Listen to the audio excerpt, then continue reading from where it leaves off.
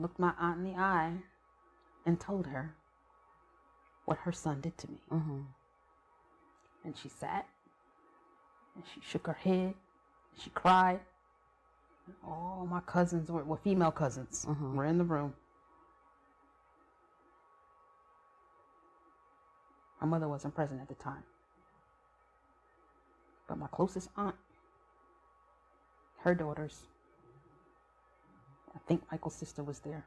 I'm not sure, but I think. And Michael's mother. And that night was the night I found out how old I was when it happened. Because they were all figuring, oh yeah, it was the 1980. It was the last time she came to the house. After 1980, she never came back. And I was like, I was 5 when this happened? I was 5? That's disgusting.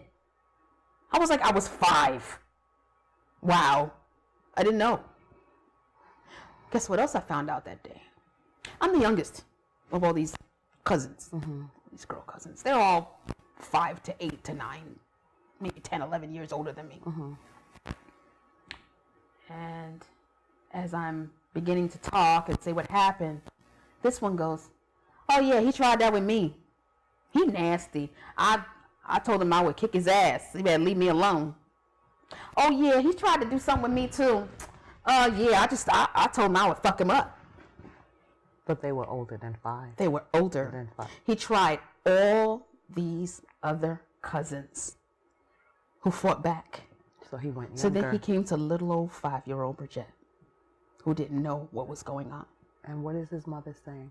His mother's silent. She's not saying anything. She's just taking it all in. And since she's not speaking, at the end I said, so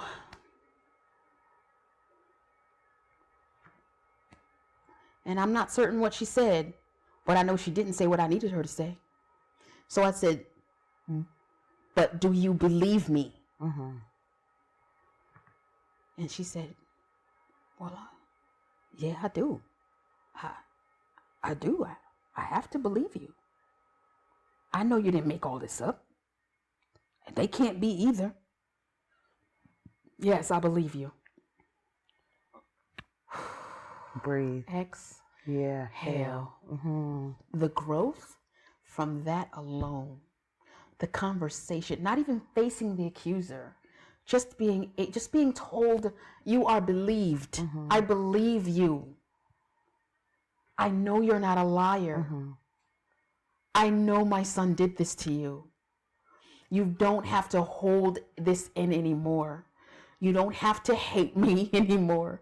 You don't have to withhold your hugs or love or distance yourself from me anymore. Let's not be awkward anymore. And that's all you were waiting for. It was the closure that it was the closure that I didn't know that I needed with my aunt. You know? But it just released something so heavy off of me. I wish your mom could have been there for that. I really do too. I really do too.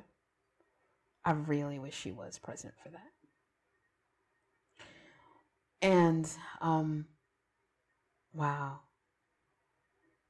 But it was an ordeal. Telling the story. But look, beginning to end. Telling her exactly what happened, what he did, recounting him urinating, in my mouth and seeing my cousins cringe and all this, just like you did. The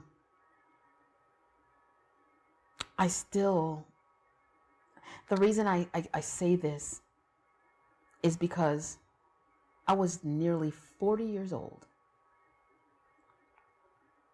when I stopped experiencing this as a child. I stopped recalling it as a child. Like, basically, I stopped reliving it, finally, when I was nearly 40 years old. And do you know why?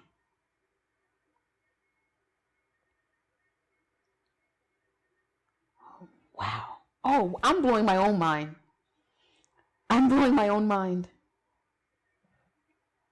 Wow. I finally stopped reliving this as a child. I saw Michael one additional time. was a family reunion at that same aunt's house. Mm-hmm. This is a few years after, maybe 6, 7 years After the no-show. after the no-show, and everyone knows. Mm-hmm. And I'm not quiet about it. Mm-hmm. It's a family reunion.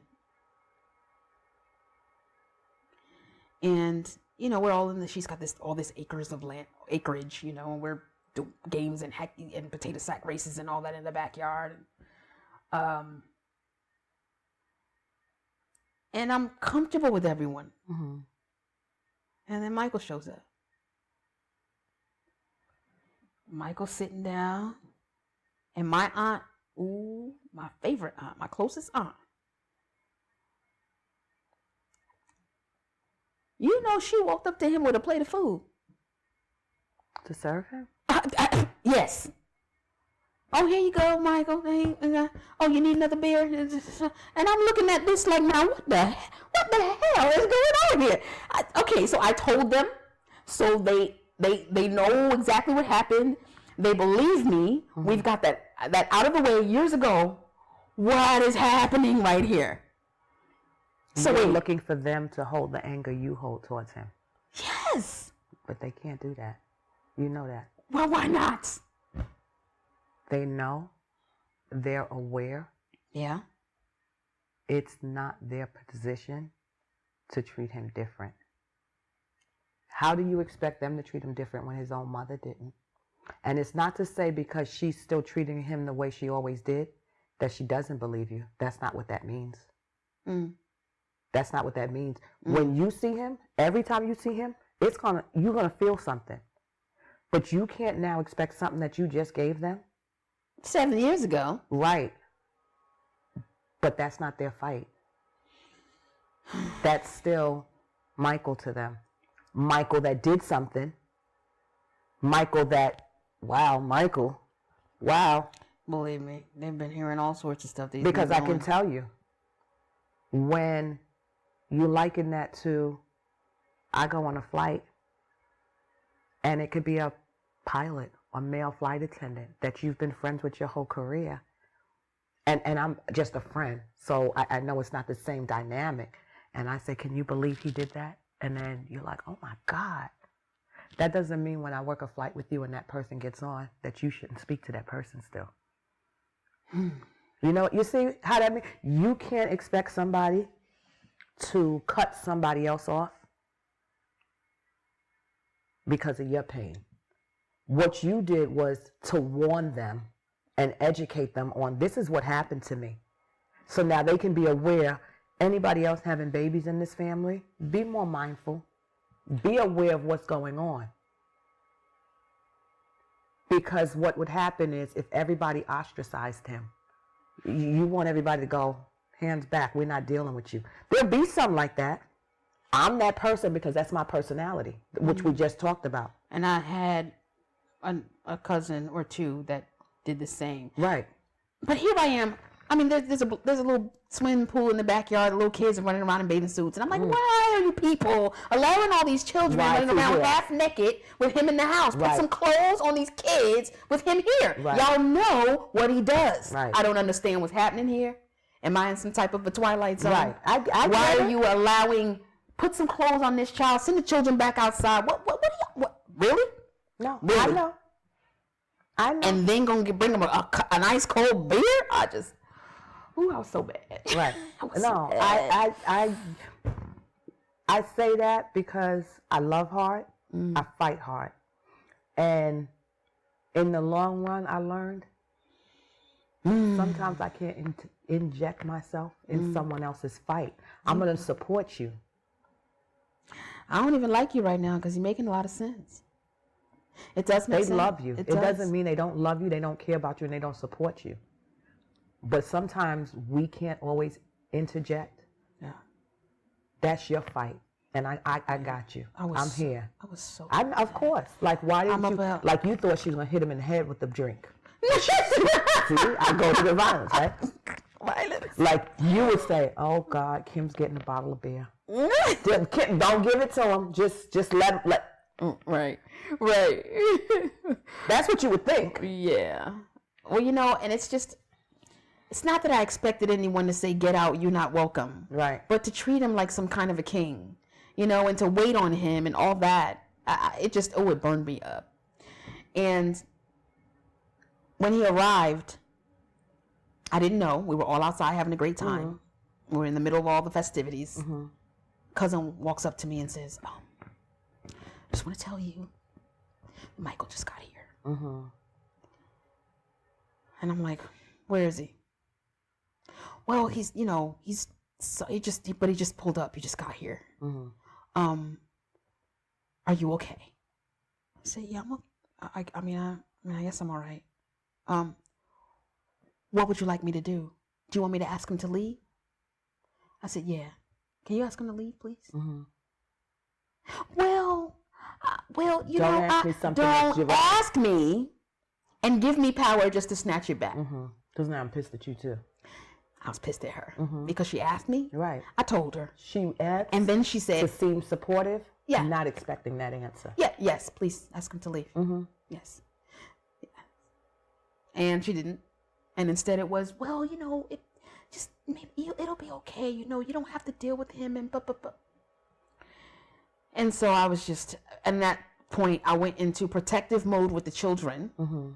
But I also went into just being enraged that he was being served.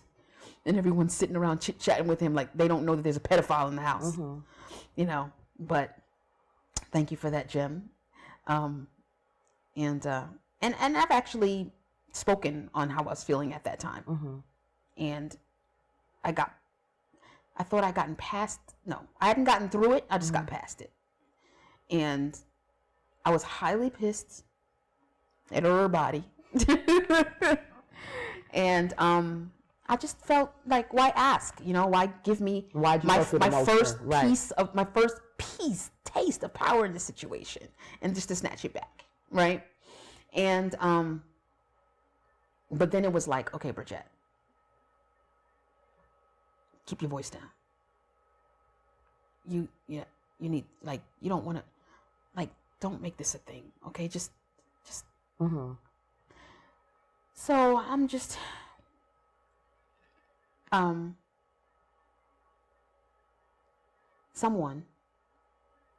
some point I realized that he was leaving abruptly. Didn't find out for quite some time why. But at some point he decided he was leaving. Mm-hmm. Oh, his wife was with him.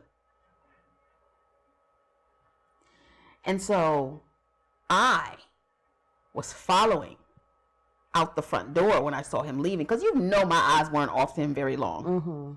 I knew when he was starting to get his stuff together and leave out the house, so I jumped up and started following.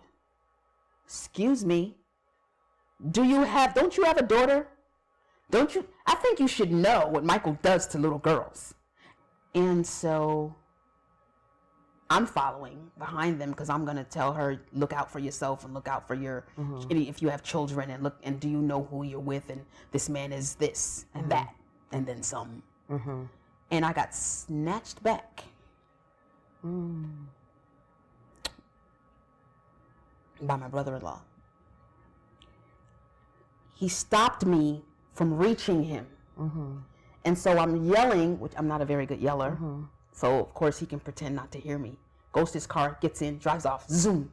And there went my only opportunity to say something, to finally confront the man. I finally felt strong enough. I finally had an opportunity. He was finally in the same room. And I was finally going to be able to confront him and tell him, I know what you did. And I got snatched back and silenced. And I was so angry.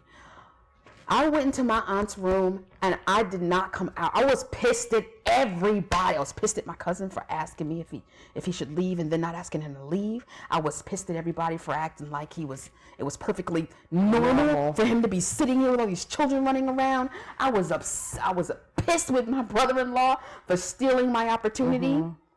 I was pissed at my sister, who probably didn't even know the situation, who was just like, you're making a scene and nobody needs to hear all that. I thought she knew. Maybe she didn't. But all I know is, excuse me? Like, I need to what? And nobody needs to what? And I'm ruining what? Right. You know, I was pissed at everybody. I went in my aunt's room and I didn't come out for the rest of the day. I didn't come out for breakfast. Oh, you don't feel good? No, I'm fine. I'm pissed. Okay, well, we'll leave you alone then. And that was the last you saw Michael? Mm-mm. That was the last incident. Mm-hmm. So, I was pissed off. I had a headache. I had a splitting headache for an entire day. And then that evening, about 24 hours after this happened, I said, call Michael. Mm-hmm. I'm getting this done and over with. Mm-hmm. And that same cousin got him on the phone, and this time he showed up. Okay. What do you feel as he comes in? I felt, first of all, remember, I thought I had already had closure. I thought I was fine. Your closure was with his mother. Exactly. You never addressed him. Exactly. That door, that window, you closed the window. You got to close the door. Right. Mm-hmm. So I was feeling strong. I was feeling ready. I was feeling empowered in that moment. And I was ready to face him and tell him what he did. Mm-hmm. Look him in his face. Come what may. But it was what I needed to do for myself. Mm-hmm. And listen, I know that the blessing in this for me is that countless people never get this chance. Right. Ever. Never, ever get this opportunity. The person denies till they die. They never get an opportunity to face them. They're not strong enough. They never become strong enough. They never evolve to the point where they can do it. They're so busy still fighting the residue of it that they're not able to wash it clean. And the fact that this person was in your family, is in your family. Mm. So chances of you seeing the person again, you had a better chance. Picture the countless people who their predator was a stranger. You know, I've only thought about people who just avoided the person in their family or avoided the person forever, or that person was able to avoid them, or they just died, or they, I never thought of those as well. Yeah. Never have a chance to face their accuser. And I have to tell you that the blessing that came out of that evening was that Michael neither confirmed nor denied. He just sat there. Voice. It was better than that. My cousin who called him, her husband, and he and I sat in the room, same room where years prior I had told his mother. And I told him what I remembered him doing when I was 5 years old. Mm-hmm. And still, I didn't know until that day because I asked him, how old are you? Mm-hmm. At the time, he might have said 50. Mm-hmm. And I said, well, then you were 15 when this happened. He's like, no, really? I said, well, you're 50 and I'm 40. So, yeah, you were 15 when I was 5. Yeah. And he said, and my cousin kind of mediated a bit. Well, what do you say to what your cousins, to what Bridgette said happened? What do you say to that? And he says, well, I don't remember doing that, and I don't remember that happening, but I'm not gonna say it didn't. I mean, you said that it happened, and I'm not gonna say it didn't because I know I was managed as a child.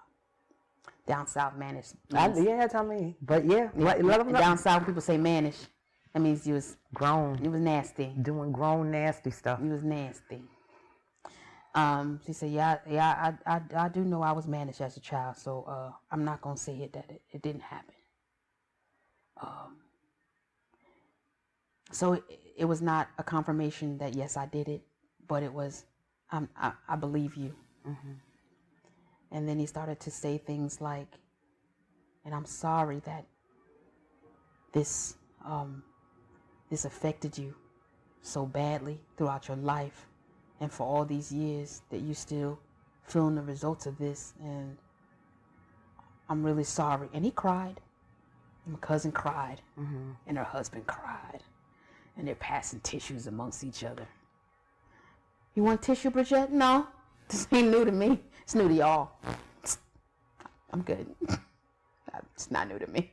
People don't get that though. Yeah, and then y'all can. Yeah, I've been through this phase. Yeah. Y'all go on without me. You know. But he's like, I'm sorry that that this affected your life for all these years so much. And honestly, that was when it happened. Like, wait. The door. The door. The door. Door. The door. We can close it. We can The lock it. door. And you hold the key. I hold it. Yes. My cousin asked me at the end. Mm-hmm. So, Go ahead. and so she says, "Well, your cousin apologizes. And do you accept your cousin's I apology?" knew that was coming. And I said, "Well, I accept the words. Yeah. I accept the words. I accept the apology." Mm-hmm. I said, "Do you think you want to give you You got to say it right? You think you want to give your cousin a hug?" I said, "No."